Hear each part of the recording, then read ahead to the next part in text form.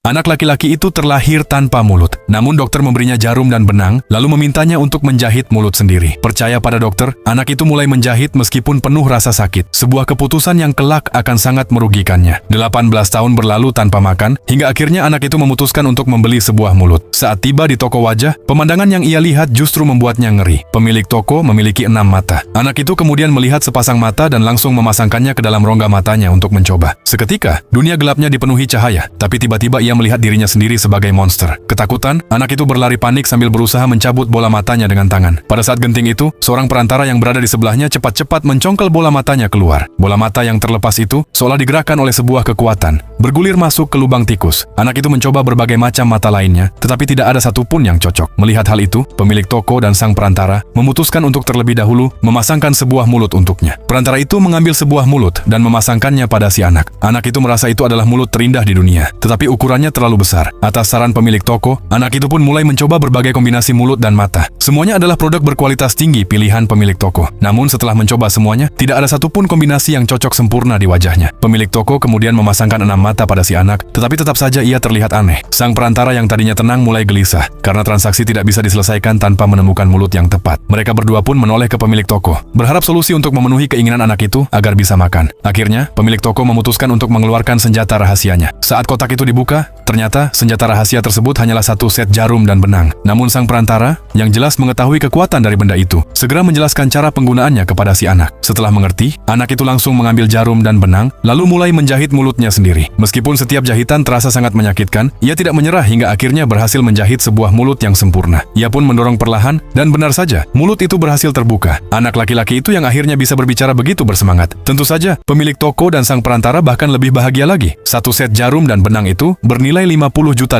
Setelah transaksi selesai, mereka akan meraup keuntungan besar. Anak itu terkejut mendengar harga setinggi itu. Namun mulut sudah terpasang di wajahnya. Pada akhirnya, ia tidak punya pilihan selain membayar dan pergi bersama sang perantara.